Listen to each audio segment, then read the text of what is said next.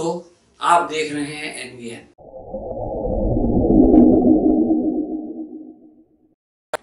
आज हम आलोक वर्मा की चर्चा करेंगे, उस आजाद पंछी की जो अब उड़ चुका है और उम्मीद है कि अंदर के राज खोलेगा।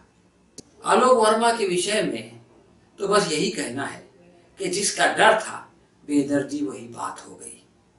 आलोक वर्मा के रिटायरमेंट को सिर्फ 20 दिन बाकी थे और मोदी जी की अनुमानित निवृत्ति को 120 दिन।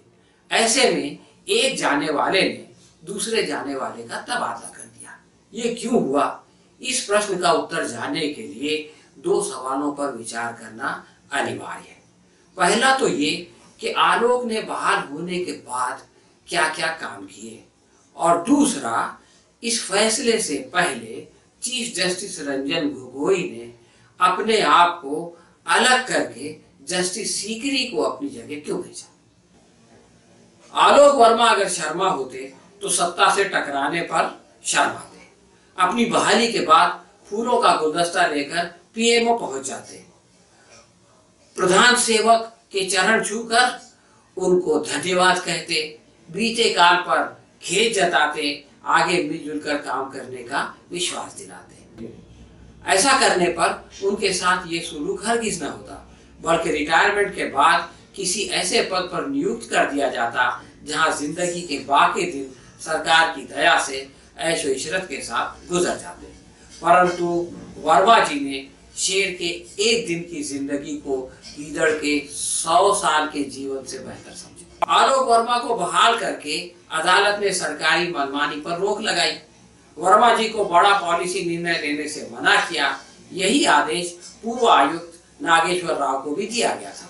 राव ने अपने कार्यकाल में बहुत सारे तबादले किए, उन पर कोई आपत्ति नहीं जताई गई क्योंकि वो एडमिनिस्ट्रेटिव फैसले थे।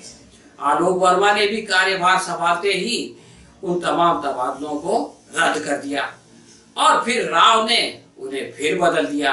अब उन अधिकारियों की हालत का अंदाजा लगाएं जो 2.5 महीने में 3 बार दिल्ली से अंडमान और अंडमान से दिल्ली और फिर दिल्ली से अंडमान जाने वाले हैं। आलोक वर्मा को पता था कि न्यायालय ने उनके बारे में निर्णय लेने के लिए 1 हफ्ते की मोहलत दी है और प्रधान जी तो ऐसे फैसले मिनटों में कर देते हैं। उनके पास कार्य अवधि चूंकि बहुत कम थी, इसलिए उन्होंने बिल्कुल समय वेस्ट नहीं किया। आलोक वर्मा के तेवर जाहिर हो गए और प्रधानमंत्री की चिंता बढ़ गई।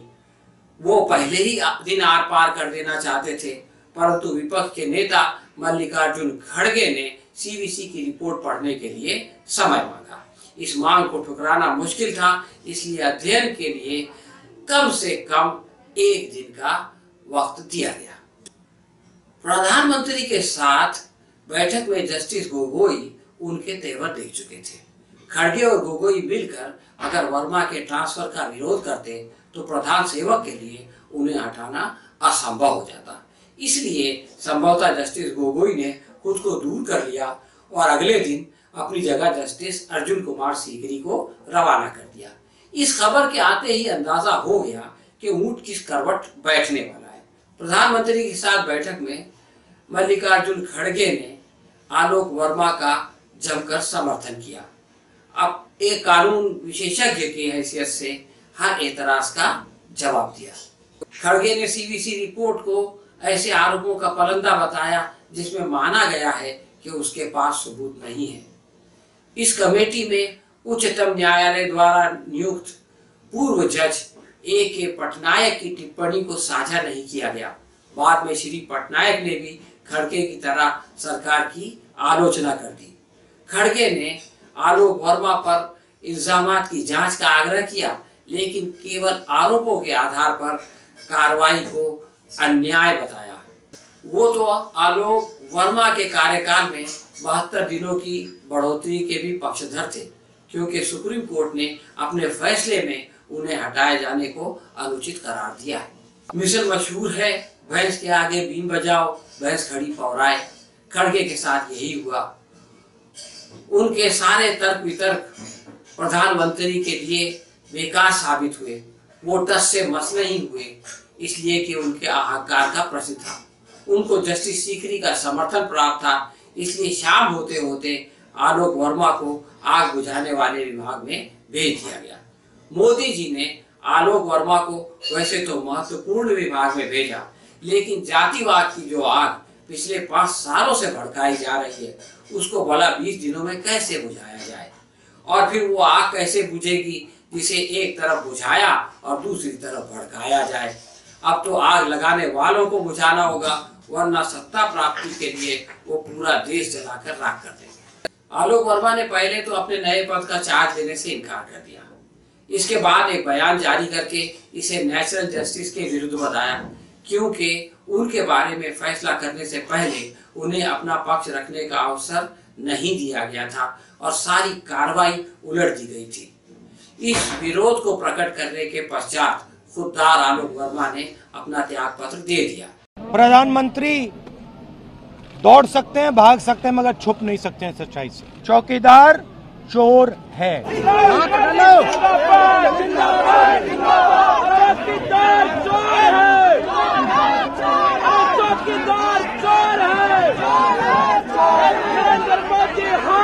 ये इत्तेफाक की बात है कि जिस दिन वर्मा ने पदभार छोड़ा, उसी दिन दिल्ली हाईकोर्ट ने मोदी जी के चहीते राकेश अस्थाना के खिलाफ जांच जारी रखने का निर्णय सुना दिया। अस्थाना के खिलाफ भ्रष्टाचार की एफआईआर दर्ज करने का हुक्म आलोक वर्मा ने दिया था। न्यायालय ने अस्थाना और डीएसपी देवेंद्र कुमार की एफआईआर को खारिज करने की अर्जी नकार दी और सीबीआई को आदेश दिया कि इन दोनों के खिलाफ 10 हफ्ते के अंदर जांच पूरी की जाए। कोर्ट ने कहा, एफआईआर में जिस तरह के आरोप हैं उसके चलते इसकी जांच लाजमी है। सबसे महत्वपूर्ण प्रश्न ये है कि आलोक वर्मा का अगला कदम क्या हो सकता था। उन्होंने पहले तो अपने विश्वसनीय ईमानदार अधिकारी को वापस बुलाया। अब अनुमान था कि अपने जैसे किसी दिलेर अफसर को राफेल की जांच का काम सौंप देंगे। आलोक वर्मा को ऐसा करने से अगर सरकार रोकती तो प्रशांत भूषण और यशवंत सिन्हा जैसे लोग सुप्रीम कोर्ट पहुंच जाते।